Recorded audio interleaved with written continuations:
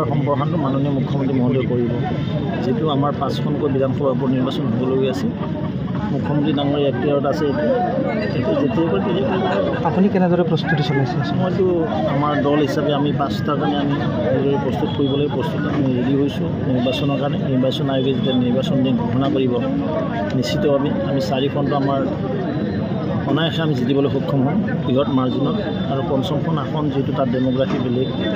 সামগ্ৰী সমষ্টিত তাৰ কাৰণে আমি প্ৰাৰ্থী ঠিক কৰিম অৰ্থাৎ প্ৰাৰ্থী আমি প্ৰজেক্ট কৰিছোঁ চাওঁ সেইখন আচলতে যি গৃহ বিভাগ আছে অসমৰ গৃহ বিভাগ জাতীয় দল সংগঠনসমূহে কৈ আছে যে ব্যৰ্থ হোৱা বুলি যিহেতু হত্যা ধৰ্ষণ আৰু এইসমূহ আচলতে অসমত বৃদ্ধি পাবলৈ ধৰিছে পুলিচৰ যি কাম কৰি আছে কোনো এটাকো ৰেহাই দিয়াও নাই নহয় কৰি আছে কিন্তু যেতিয়া কুটাঘাত বৃদ্ধি কৰি থাকিব ইণ্টেনশ্যনেল কোনোবা এজেণ্ডা লৈ কোনোবা ডিজাইন কৰি কাম কৰিব লগতে কিছুমানে তাক উদগনি জনাই আছে মই এইটো ক'ম বহুত ইয়াত মানে পৃষ্ঠপোষকো আছে যাৰ কাৰণে ইমান সাহস পাইছে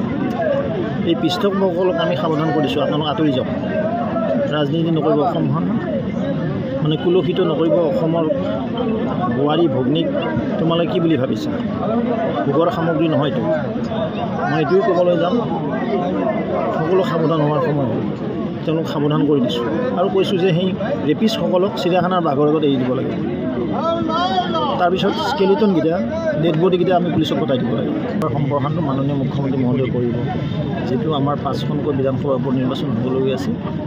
মুখ্যমন্ত্ৰী ডাঙৰীয়া এখতিয়াৰত আছে আপুনি কেনেদৰে প্ৰস্তুতি চলাইছে মইতো আমাৰ দল হিচাপে আমি 5টাৰ কাৰণে আমি প্ৰস্তুত কৰিবলৈ আমি ৰেডি হৈছোঁ নিৰ্বাচনৰ কাৰণে নিৰ্বাচন আয়োগে যেতিয়া নিৰ্বাচন দিন ঘোষণা কৰিব নিশ্চিতভাৱে আমি 4খনটো আমাৰ অনায়াসে আমি জিতিবলৈ সক্ষম হ'ম বৃহৎ মাৰ্জিনত আৰু ৫খন আসন যিহেতু তাত ডেমোগ্ৰাফি বেলেগ সামগ্ৰী সমষ্টিত তাৰ কাৰণে আমি প্ৰাৰ্থী ঠিক কৰিম অৰ্থাৎ প্ৰাৰ্থী আমি প্ৰজেক্ট কৰিছোঁ চাওঁ সেইখন আচলতে যি গৃহ বিভাগ আছে অসমৰ গৃহ বিভাগ জাতীয় দল সংগঠনসমূহে কৈ আছে যে ব্যৰ্থ হোৱা বুলি যিহেতু হত্যা ধৰ্ষণ আৰু এইসমূহ আচলতে অসমত বৃদ্ধি পাবলৈ ধৰিছে পুলিচৰ যি কাম কৰি আছে কোনো এটাকো ৰেহাই দিয়াও নাই নহয় কৰি আছে কিন্তু যেতিয়া কুটাঘাত বৃদ্ধি কৰি থাকিব ইণ্টেনশ্যনেল কোনোবা এজেণ্ডা লৈ কোনোবা ডিজাইন কৰি কাম কৰিব লগতে কিছুমানে তাক উদগনি জনাই আছে মই এইটো ক'ম বহুত ইয়াত মানে পৃষ্ঠপোষকো আছে যাৰ কাৰণে ইমান সাহস পাইছে এই পৃষ্ঠপোষকসকলক আমি সাৱধান কৰিছোঁ আপোনালোক আঁতৰি যাওক ৰাজনীতি নকৰিব অসমখন মানে কুলসিত নকৰিব অসমৰ বোৱাৰী ভগ্নীক তোমালোকে কি বুলি ভাবিছা ভোগৰ সামগ্ৰী নহয়তো মই এইটোৱে ক'বলৈ যাম সকলো সাৱধান হোৱাৰ সময় হ'ল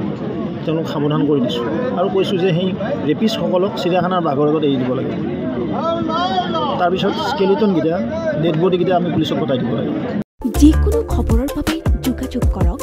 7099017330 অথবা 7099017390 নম্বৰত।